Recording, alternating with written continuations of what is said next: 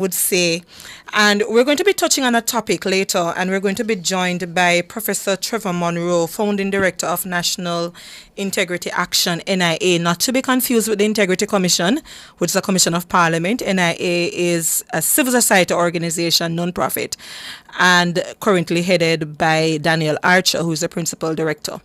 So I just wanted to set that because I think many people tend to confuse NIA with Integrity Commission. So for those who are listening in, we're going to be joined by Professor Monroe, and we're going to be looking at the Integrity Commission, where we are, but also debunking some of the myths and the misconceptions that people tend to have about the IC. But I think more substantively and substantially, we're going to be delving into some of the recommendations that were made by NIA, JFJ, and us making some calls for Parliament to act swiftly on some of those matters. Yeah? Yeah. No, I think, Jade, the week that was, so yesterday, I think we can say that we welcome the presidential pardon that was given by outgoing President Biden. And I think going forward, we'll have to say President Trump because today is the inaugural event. But on his last day, President Joe Biden, issued an executive order that would pardon our first national hero, Marcus Mosiah Garvey, of trumped-up charges regarding the mail fraud several decades ago. And it's not the outcome that Garveyites wanted. And I think we can say, while we welcome the pardon as another step, a lot of us are calling for full exoneration. And I know there may be some difference of opinion on this matter, whether this is the end of the road. But I think the calls that continue to say that perhaps we would have to go through some judicial proceedings that will see our beloved national hero fully being exonerated is something that we need to really support the government of Jamaica on. And I heard this morning on Nationwide an interview between Minister Olivia Babsy-Grange and Stephen Golding, saying that what could also happen is a resolution that is passed in the House, in Congress. Either way, I think the exoneration is something that we should continue to push for. Because I think when you look, even among us as youngsters, when we were being taught civics in school, I can tell you, it wasn't until I got to the University of the West Indies and I was taught by Rupert Lewis, who really opened our minds as to the legacy of Marcus Garvey. And I don't think you should get to upper school, high school, before you start learning the teachings of Marcus Garvey. In fact, for those children who attend Heidel, I know Stephen Golden, he has been there and he has the Marcus Garvey alphabet sung and the teachings and the words so that you're so enlightened and have a strong sense of black identity. And I think that legacy ought to be taught to our children as young as basic school. The words of Marcus Garvey, black nationalism, black pride, that is his legacy. And we support, again, the full exoneration being called for. But I think we have to start within our own country. While we demand, I think we have to let our youngsters know that, listen, Marcus Garvey never get convicted for no mail fraud because he was guilty. Mm-hmm. It was because of his words and how people perceived him as a threat because he stood for something why he was wrongfully convicted. And I think that is what we need to push as a people. That while we welcome it, I think we have to start within. And I'm proud to say, Jade, I grew up in St. Anne's Bay, down the road, Gully Road, from where Marcus Garvey was born. Mm-hmm. So I take his word and his legacy very seriously. Mm-hmm. And, you try to live by them and have a strong sense of self and who you are as a black person. Yeah? Yep. So that is the week that was. We have quite a bit of things that we need to touch on. Otherwise, though, comments made by the Commissioner of Police, Dr. Kevin Blake, the increasing and rising numbers that we see. We have several other matters. But let's pause and go to your updates and then our interview with Professor Monroe. Okay, sure. So we have our usual or did you know and our trivia question. And as we said at the beginning of the show, we're going to be discussing the Integrity Commission and some of the provisions in the legislation, some of our recommendations. And one of those provisions makes up our Did You Know for today. And that is from the section on the Integrity Commission that speaks to making complaints. So that's section 37. And it states that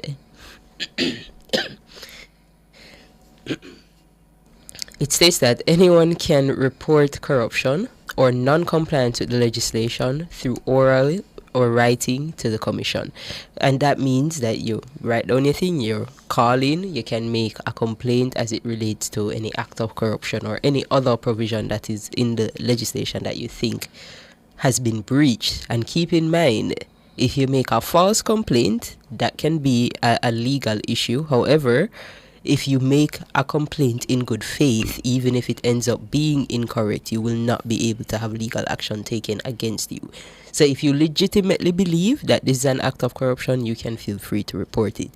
Once you do make a report, your identity will be kept confidential as per the provisions of the Act, and any retaliation against a person who makes a report to the Commission, where, for example, their job is taken away from them or they are otherwise professionally disadvantaged, then that can result in legal action against the person who is disadvantaging them, so against the person who has made that retaliation. So there are some safeguards there. One of our recommendations, which we'll discuss in more details, was how we can make these safeguards stronger to encourage more complaints coming to the Integrity Commission, for citizens to feel safer while they're doing that. We do have a trivia question for today as well, and that is, who is the chairman of the Integrity Commission Oversight Committee? So that is the committee that meets to discuss the overall operation of the Integrity Commission. Who is the chairman of that committee? So you can respond by sending a WhatsApp to 2397583, respond in our YouTube chat or on our Instagram, JA4Justice. All right. So, again, thank you so much to those who are joining us online. Annie Smith, we see you're online. We should put a package together for you 1 week so that, you can get some materials from the organization. But we thank you and others for being with us each week. And I realize that news commentator, she won again last week. Yes. So we'll see if that continues. And good afternoon, Marigold Weber and others who are joining. Now, the Integrity Commission,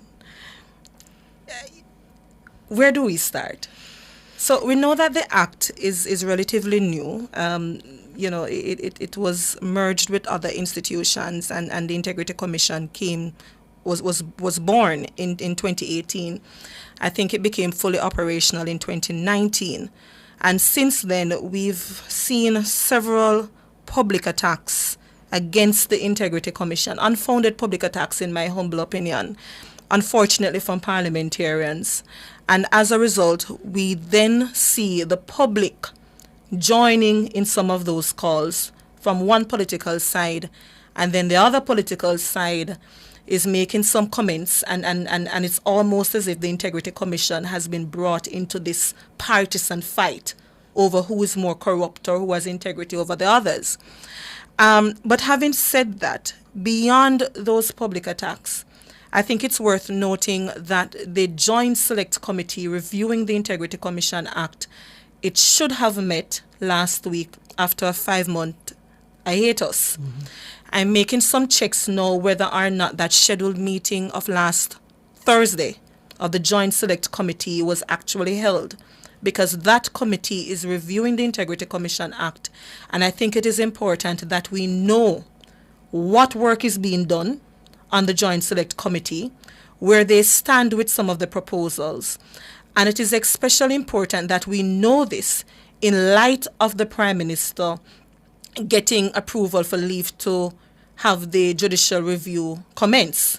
And we know that process and the hearings will actually happen in October, I believe. So in light of what the Prime Minister exercising his right to do, but especially because of the declarations being sought to have the Integrity Commission Act completely struck down and some provisions from the Corruption Prevention Act, I think it's important to know where the Joint Select Committee stands on some of the proposal. All right, so that is it for me, Jade, as an opener. Yes. Where do you stand before we go to Prof? Well, I am at the place where I similarly would want to see what the recommendations from the committee are. As you know, we made several recommendations. One of the challenges that I'm also having is a misunderstanding or as you said, a seeming public misunderstanding of some of the provisions. We saw where utterances from Justice Minister Chuck made last week at the Oversight Committee meeting would have led to some public confusion about some of the powers that the Integrity Commission would have, because the minister would have raised as a question whether or not the commissioners could request the information of family members and spouses in terms of their salaries, indicate their salaries. And he also indicated at that time that he advised the concerned member to inform the commission that they were not in a position to divulge that information. They were not prepared to divulge that information. And of course, that led to the public having some opinions as to whether or not this was something the commission should or should not have done. And I think that what got lost and eventually clarified by other persons, but what got lost was that the commission has the power to request this information as it is stated under the Integrity Commission Act. But I don't think he was seeking clarity. I think the question is, and I quote, why is the Integrity Commission asking members to indicate the salaries of their spouse or sometimes of their children?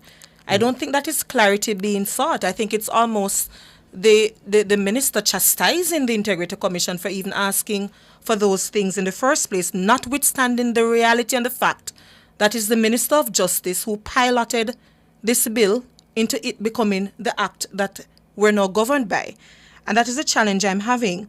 And when the minister said, I don't know, and I quote, I don't know if this is something that is appropriate, because I've advised the relevant members, let them know your spouse is not prepared to divulge their salary. I don't know if the good minister was speaking in that capacity as a cabinet member with responsibility for justice, or whether or not when he issued such an advice, he was speaking as a private attorney. Either way, an inappropriate comment, and I think the type of obfuscation coming from the government side is unfortunate, because all that was required was an apology rather than trying to clarify what was clearly said. There was no misinterpretation from the public. But we take the break, and then I will ask Professor Monroe to give his feedback on Minister Chuck's comment, and then we go into some of the issues.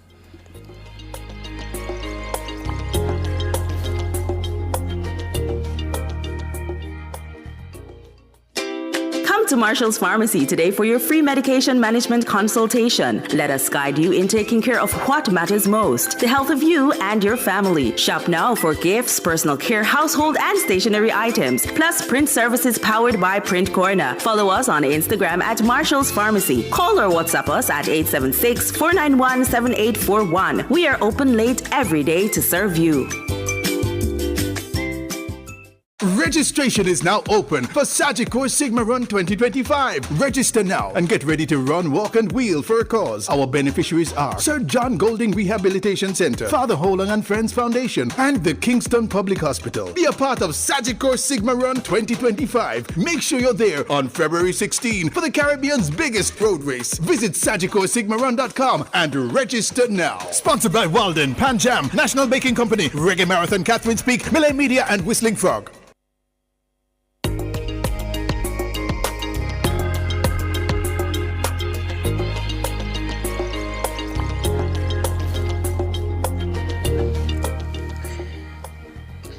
Welcome back to Let's Start Justice. We're now joined by Professor Trevor Monroe, Founding Director of National Integrity Action.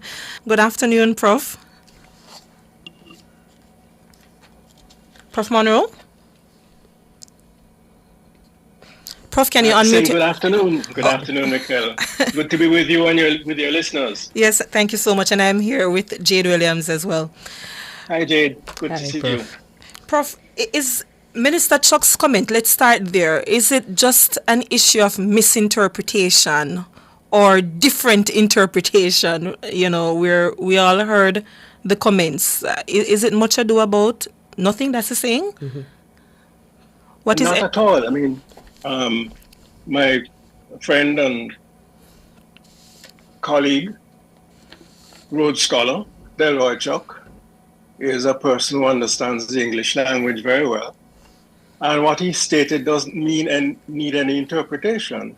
He asked a question, and I quote, "Why is the Integrity Commission asking members of Parliament to indicate the salaries of their spouses and sometimes their children?" End of quote. The reason is clear. Mm-hmm. It's a requirement of the law, Sections 39 and Section 40 of the Integrity Commission Act, which Delroy piloted, and which, as you quite rightly pointed out, was celebrated at the time by Prime Minister Holness, who, let us remind ourselves of what he reminded us at the time in relation to this issue of corruption. Here I quote from his presentation at the time when the act was being debated and subsequently passed. "We are acutely aware that corruption has direct links to organized crime, terrorism, and money laundering. This is therefore a serious threat to stability and security. Our national security policy emphasizes the link between crime and corruption. It identifies it as a clear and present danger to our country." End of quote. Prime Minister Holness, in celebrating the passage of the Corruption Prevention Act in the debate in 2017, it took effect in 2018. So we're talking about a fundamental piece of legislation which was in the making for many years, and both sides discussed and agreed on the provisions. In fact, our Prime Minister indicated that his view was that the act needed to be stronger than it was at the time. And one of the ways he felt it should be stronger, and here I quote again, "Mr. Speaker, as we are all aware, I advanced the concept of full and complete disclosure. At this time, the legislation limits this to the Prime Minister and the Leader of the Opposition." And let me insert, he's talking about the statutory declaration. Yes, that must Continuing be to, published in the papers. exactly. Yes. Continuing to quotation from our Prime Minister. "We will be required to publish our assets and liabilities, including all forms of income, automobiles, savings accounts, real estate mortgages, business investments, and the cash value of any life insurance. I believe," Prime Minister Holness continued, "that this disclosure should extend to all parliamentarians and also other public officials. But I'm satisfied by the inclusion of Section 58, which provides that within 2 years, a decision will be made as to all other persons who will be required to disclose their assets and liabilities, and as to the form of that disclosure." End of quote. So when Minister Chuck asked that question, it clearly indicates a moment of lapse. Yes. Because the law which he piloted and which the Prime Minister correctly celebrated makes it absolutely clear that the assets, income, and other liabilities need to be disclosed in relation to spouses and children with certain qualifications, as we know. Yes.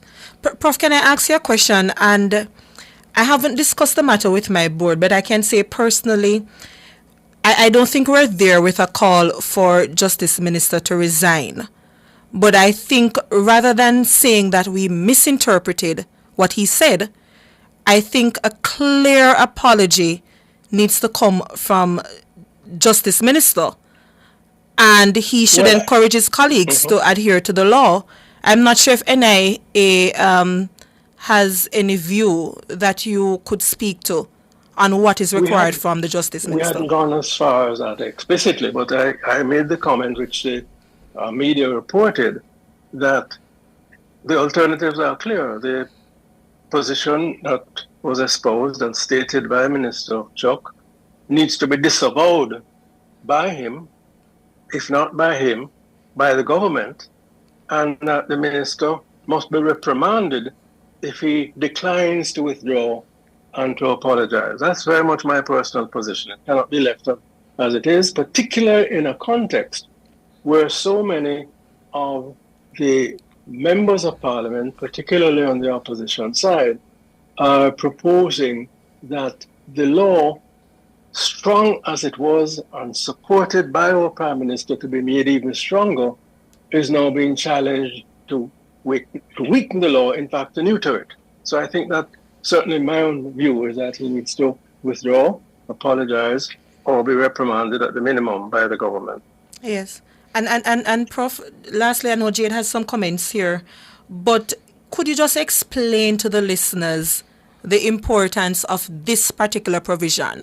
Because I know people are saying, listen, if we have to follow it, we must, but I think it's a little bit too intrusive.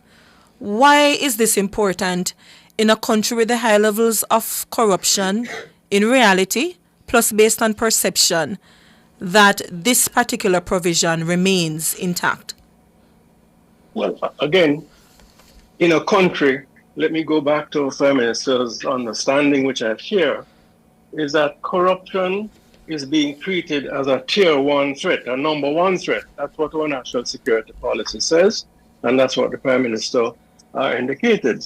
And that is something, therefore, that we need to strengthen the regulations and law and improve their enforcement as well as compliance and public education of what the law says. So, yes, there's no question at all that it's of importance, because quite easily, and happens in so many other countries, a particular public official, so minded, whether MP or otherwise, can hide assets in the name of his wife. People can make big cash donations or to a wife in the context of, say, an election campaign in return for favors, and that never appears on any statement that the MP or politician would make, because it's not in his name. So the ease with which they can be used as conduits to hide corrupt assets or corrupt the acquired income is what the law is designed to protect against in the way that it's currently stated in the Act. Thank you for that, Prof. I know that one of the conversations that we've been having around strengthening our anti-corruption provisions has been to implement an unexplained wealth order. Could you just say for listeners what that is, and if your opinion on whether or not that would be a good addition to our framework? Well, thank you for that, because it's not only something that Trevor Monroe or NIA or JFJ may advocate. This was an agreement. It was agreed prior to the 2020 election by both the then government and the opposition, as well as 15 or 20 civil society organizations, that part of the effort to combat crime and corruption needed to include a provision amending the Proceeds of Crime Act, which would require wealth that is excessive to be explained. In other words, what obtains in other countries, particularly in the United Kingdom, is if, for example, you see a huge number of apartment buildings being put up by a public officer or by an MP, and clearly the value of the asset exceeds the known reasonable incomes of that particular individual.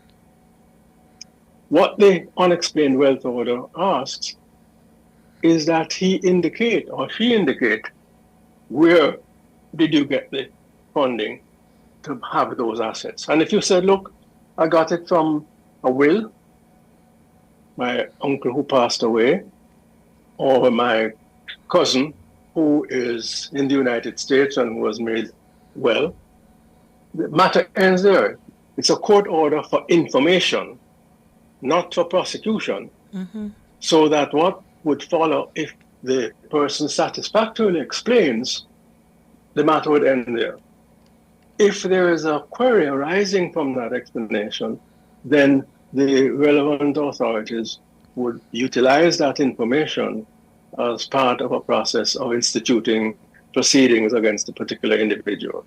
So that's what it is. I mean, there's so much, the ordinary persons driving around Jamaica, indeed the same thing in London and New York, where there are huge assets that are unexplained, and therefore the authorities in the United Kingdom have instituted that in the last 5 or so years to give the appropriate agency, in our case it will be MOCA, or the Integrity Commission, or FID, the authority to apply to the courts for an unexplained wealth order. And the person would have to respond to provide the necessary information explaining how they came by those assets. If the explanation is adequate, the matter ends there. If it is not, then it may be followed up with either civil or criminal proceedings. Yes. And closely tied to that, Prof, is the call that we've all made about, anti-bribery provisions being a little bit stronger in legislation, so there is no anti-bribery act similar to what obtains in the United Kingdom. We have a minute, but could you explain to the listeners what that means before we take the break?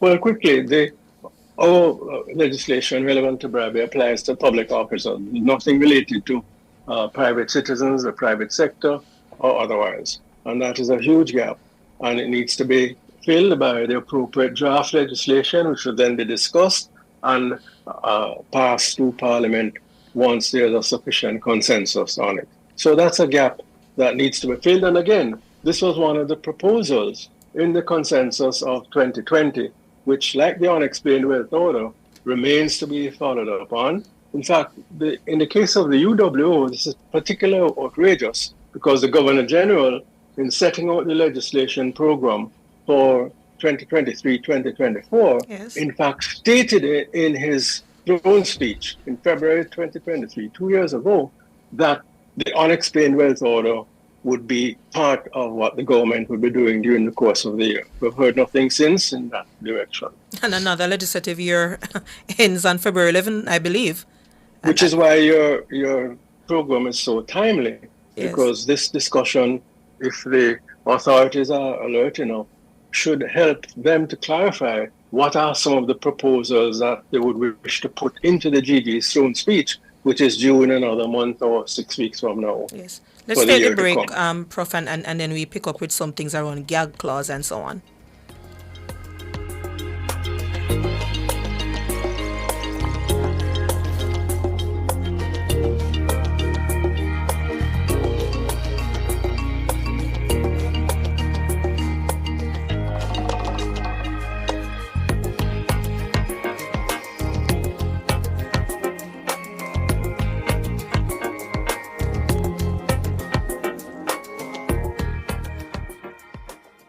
At the Jamaica Customs Agency, we care for our employees, customers, stakeholders, citizens, and our country. Customs cares. The temperature by the Jamaica Customs Agency is 31 degrees Celsius here in Kingston and 29 out west in Montego Bay. Get qualified in Stage 1 Practical Nursing in only 6 months with City and Guild certificates at IIRQ Academy, located at 32 Hope Road, Kingston 10. Start online and face-to-face classes very soon and get qualified for local and overseas employment at affordable rates. Also available 7 to 9 months international certificate and diplomas in Level 3 certificate in early childhood education, Level 5 diploma in business management, pharmacy technician, medical assistant, medical lab technician, diploma in practical nursing, and travel tourism, hospitality, and entertainment. Register this month and get 2 subjects with your course for free. Call us at 876-322-4029 or 630-1084.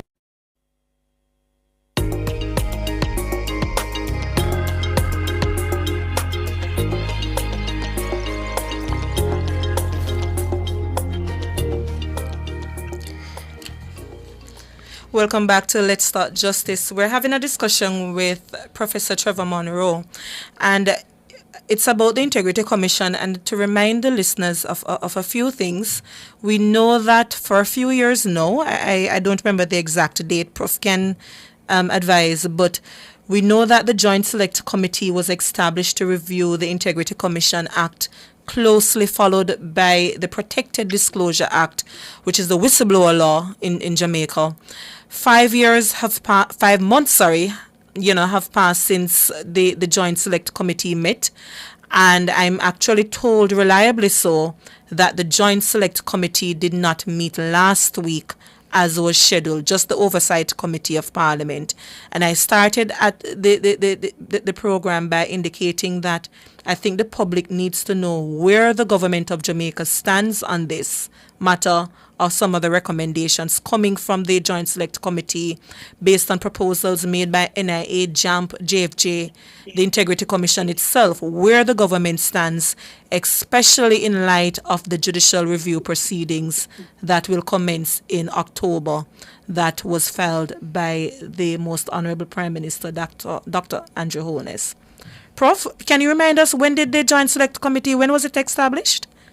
Well, I certainly remember that the committee would have been in existence from January 2022, because my recollection is that both JFJ and NIA, we may have actually been called to make our submissions the same day or during the same period.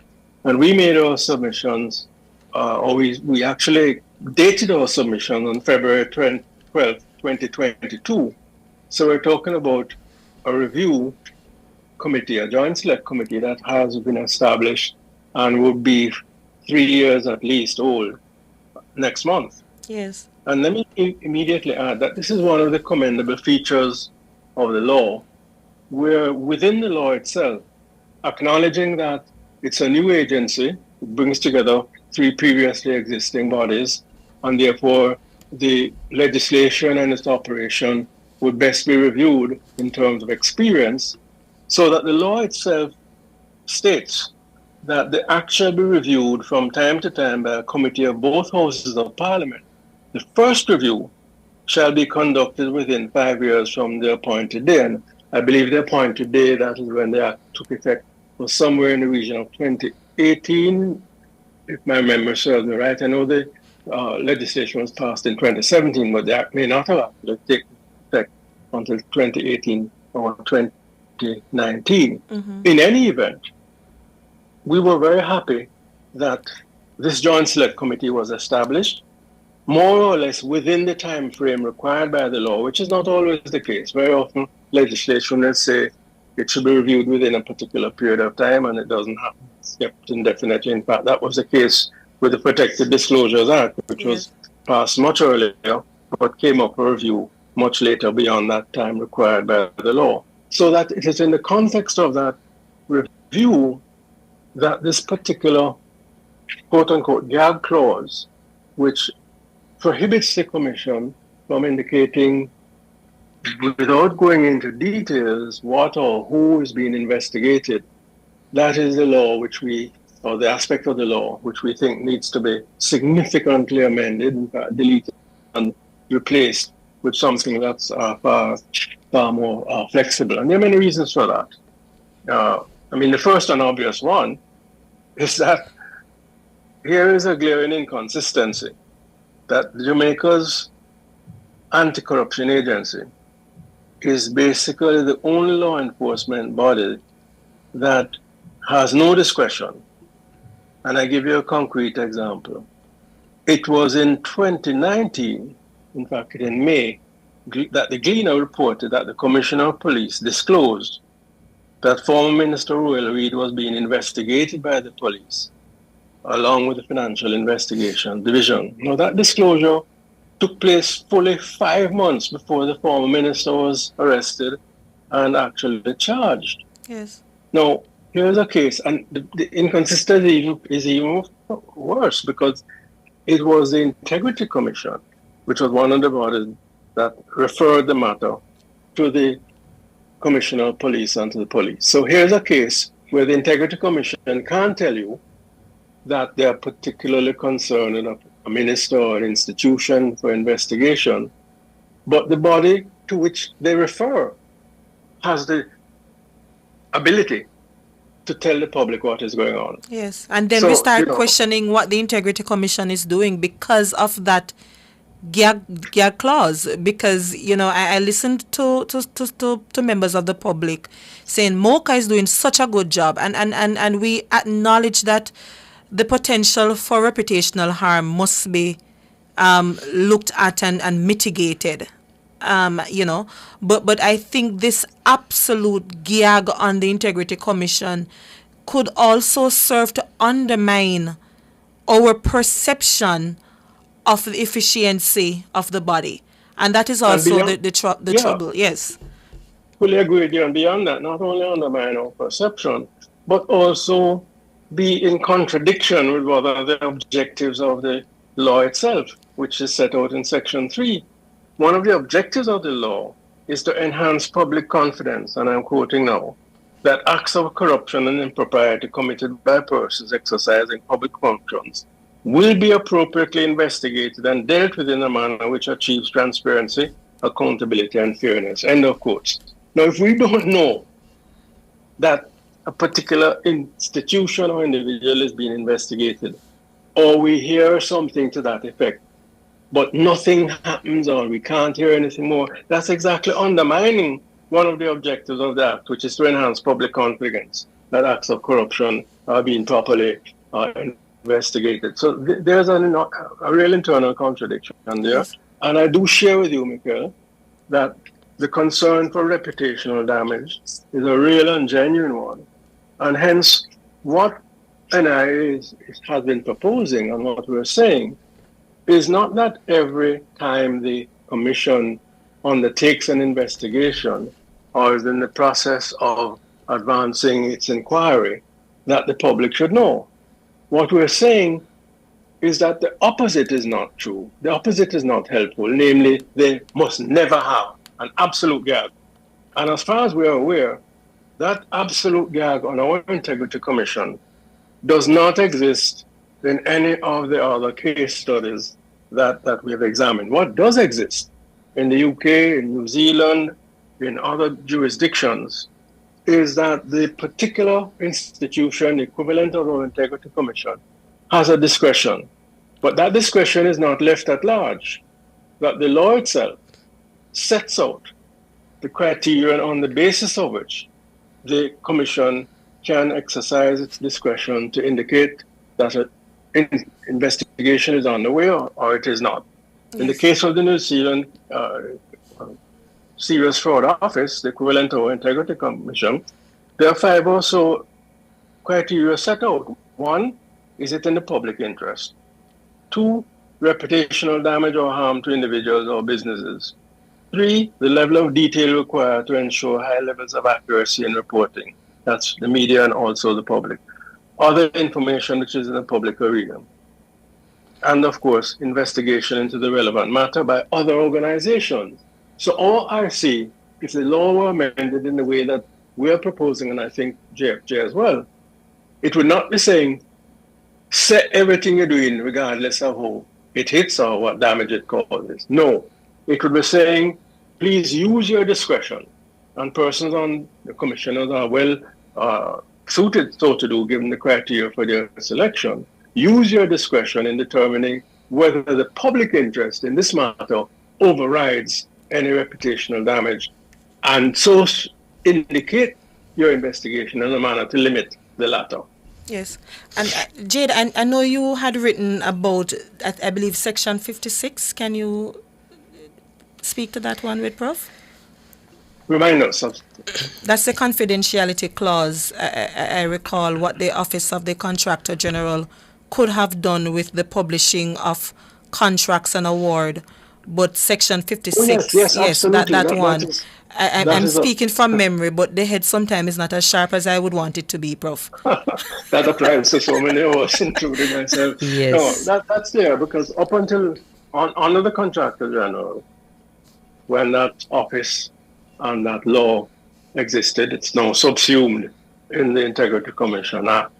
And until recently, after the Integrity Commission Act was operationalized, up until recently, the public would have the facility on a quarterly basis to see which entity, who was getting which contract to perform what function during what time period. So we'd have a sense of where contracts are being awarded, to be transparently done and disclosed, not by any means implying that it was improper, but we would have some sense of how public funds are being utilized in respect of contracts being awarded. That has ceased because of the interpretation being given to Section 56, and I think that an amendment needs to be made to resume the disclosure of the award of public contracts in cases where it is necessary so to do, as has been the case up until the last year or two. Yes.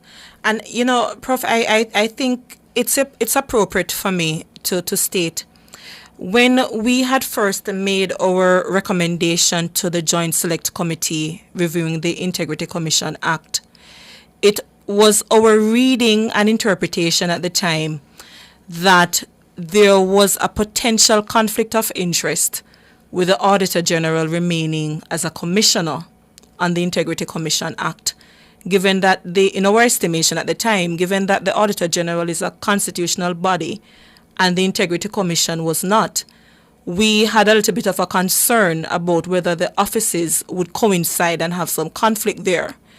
I wish to publicly note that after reviewing our position that was taken at the time, JFJ publicly withdraws that recommendation on the basis that, in our estimation now, the Auditor General is best positioned to remain as a commissioner on the Integrity Commission. And I think we have to move with haste to write officially to the Joint Select Committee, noting to them that we have officially withdrawn that recommendation that we had taken at the time, given the role of the Auditor General and the fact that some of the reasonings that we have heard perhaps wouldn't apply, because if it is that we're talking about the audit of the Integrity Commission, there are other measures that one could put in place to mitigate any conflict that the members had also noted. So JFJ will officially withdraw that earlier recommendation and, you know, ensure that we are on the same page with some of our civil society colleagues. I believe NIA's view as well, Prof, was that Yes, the Auditor so. General should remain as a commissioner. Yeah, absolutely.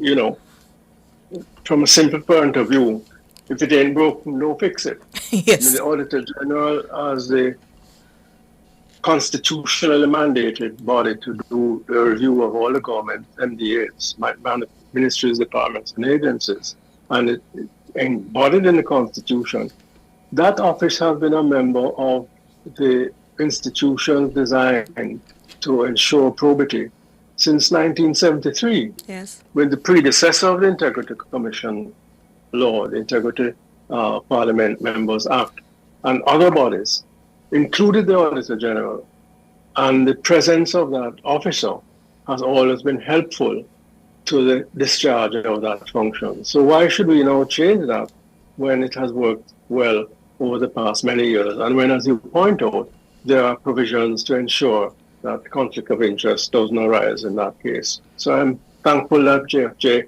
is taking that perspective, and I want to conclude my own thoughts by really urging that the Joint Select Committee resume its hearings and that the government treat with urgency the need to strengthen the law rather than to accept provisions and proposals proposed by government members, in fact, in one case, a former minister, which would gut the Integrity Commission of the very mechanisms that the Prime Minister celebrated when the law was being debated Yes. in 2017. All right, that's where we have to leave it. Thank you so much, Professor Monroe, as usual, as always, for joining us. We really appreciate your views.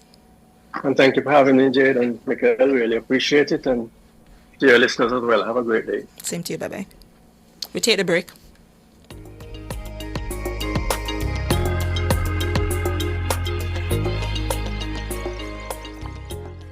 For over 30 years, Chris and Charles has been financing your goals, dreams, creating your great moments. Celebrate the occasion with us. Borrow $1 million, pay less than $25,000 monthly, and get 30% off your processing fees.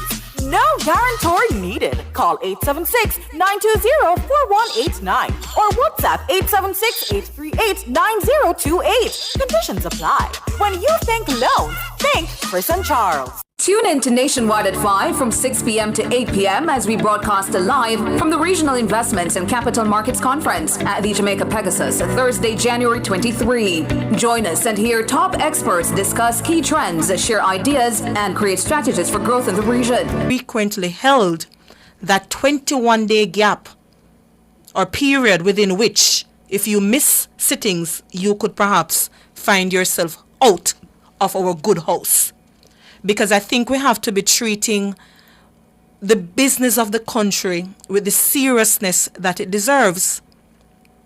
Can you imagine a joint select committee now being established some 3 years and we don't even know what the recommendations are of that act, and closely tied to it is the whistleblower law that will give the public some assurance that when I make a complaint, when I whistleblow, I will be afforded the protection necessary so that I feel safe to do so. When you look, for example, at some of the allegations involving the St. Catherine Municipal Corporation, where you have civil servants allegedly and reportedly acting in concert with gang members, it's alarming. Yes, and when you consider that the protections that are currently in law don't contemplate those things. They don't necessarily contemplate a criminal threat. It contemplates mostly a threat to your employment. So when I report on these kind of nonsense and illegal activities that I'm witnessing, you're going to be telling me that the only protection I'm going to be getting is against occupational detriment? Yes. When the likelihood that one of your gangsters that you're in bed with can come and attack me and my family member. We need to fix the law with alacrity. And yet we had 37 sittings. Unimpressive. And I hope that our listeners will join us in this call that our parliamentarians must meet more frequently to get on with the business of the House. The Domestic Violence Act. Yes. The feel-good amendments that were made in November or December of 2023. To date, we have not had any sitting of the Joint Select Committee that has done substantial review of the Domestic Violence Act. And I call on the Prime Minister, because I've heard you making the promises to the citizens as recently as when one of the houses under the National Housing Program was being delivered. So I think we have to do a little bit better. Jade, I'm not sure if you heard the comments from the Commissioner of Police, Dr. Kevin Blake, that was reported with the RJR Gleaner, to say, and I agree in part, that we have to look at the number of police or police-involved fatal shootings, and I move beyond the police to include the members of the security forces. We have to move beyond just the numbers when we're analyzing. But I still say respectfully to the Police Commissioner, Dr. Blake, that the numbers are still important. And I just want to quickly reel out some figures to the listeners. 2013, 258 civilians killed by security forces. Between 2014 and 2016, we saw some significant reductions, with 2014 seeing 115 fatalities. In 2017, it increased to 168. 2018, 137. 2019, we had a low of 86 fatalities, the least in 2 decades. 2020, it increased to 115. 2021 rose to 127. 2022, 134. 2023, it jumped to 155, and 2024, it reached 189 fatalities, the highest since 2013. Respectfully to the police commissioner, I think this is the call now for the body-worn cameras to be deployed in greater numbers and to actually be activated by members of the security force. It cannot be that we have members of the security forces wearing the body-worn cameras and they decide not to turn it on. And the public is not aware of what the repercussions are if there's not a reasonable explanation. In fact, I've been privy to police departments in the United States wherein the footage is actually made public on their YouTube platforms because you're talking about accountability. So while I think Dr. Kevin Blake is perhaps, and Assistant Commissioner Hamish Campbell said this, he's perhaps the police commissioner that we can recall who seems to be the most welcoming to the body-worn cameras. But I think we have to speak cautiously while you support the members of the force who's putting themselves out there at risk. But far too many of these planned operations do not have body-worn cameras. You have the element of surprise, and therefore it cannot be that you have that element of surprise and then there's no body-worn camera footage to say why you have some, I believe, 40% of the planned operations resulting in fatalities. I think we have to do a little bit better.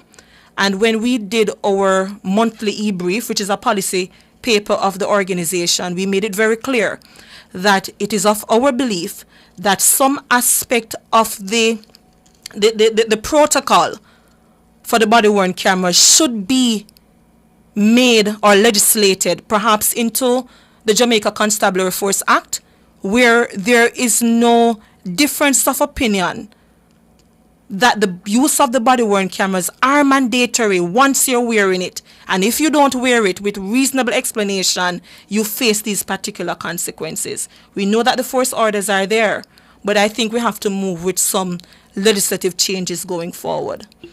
Yeah, I think for the listeners as well, it's good to note, even as we looked at Dr. Blake's comments, what would help to support his comments is a look at what each incident was. And it is harder to do that when it is that we don't have the body-worn cameras providing the information, that objective view of the operations. There was even a case, Jade, that, I was told that reportedly the police entered the house. Then reportedly, the police said to the girlfriend or the spouse of the gentleman was reportedly holding the baby. And the police reportedly said, go in the other room and take the baby with you. And by the end of that, in a few minutes' time, you heard gunshots. The man was dead. Yes. And we are making some moves from our end. The family involving the 17-year-old child has reached out to us and we are seeing how best we can support. And in that situation, we need to double check. I don't believe any cameras were being worn. No, not that I'm aware of. And that involved a JDF soldier. Yes. Which we were told that all JDF soldiers are wearing body-worn cameras. Yes. So that's something we need to look into, whether or not there was any wearing of the body-worn cameras by the JDF soldier. But, a lot of things that I think we need to look into a little bit more. Yeah. All right. Thanks for that, Mikhail. So we're basically at the end of the show. We do have a response to our trivia question. Our trivia question for today was who is the chairman of the Integrity Commission Oversight Committee? The answer is Honorable Edmund Bartlett, and the winner of the trivia was G. Paul Mack on YouTube. So we're asking you, if you're listening still, to send a message to 2397583 so that you can receive your prize, having won the trivia. So that's G. Paul Mack on YouTube. Please send us a message on 2397583. Yeah.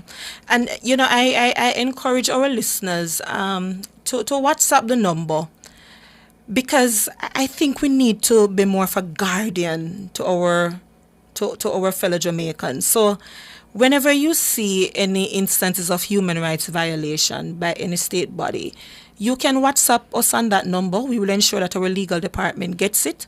That's 239 7583. 7583, and we will see how best we can lend some support. But I tell you, as long as it is safe for you to do so, we also encourage you not only to make reports to JFJ of human rights violation, but we have a high levels of crime rate, and whenever it is safe for you to do so, I really do encourage you to tell the police what you see, so that we can arrest these criminals and bring them before the court system, so that justice could be served for the victims of crimes.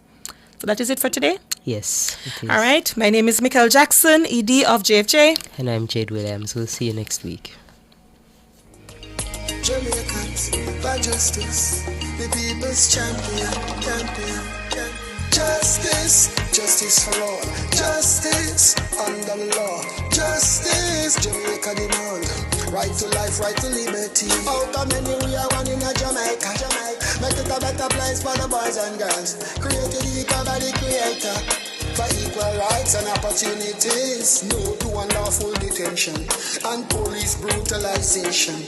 Class, gender, race or religion. We not tolerate discrimination. To join the fight against injustice, contact us at 755-4524 or JamaicансForJustice.org. The people's champion.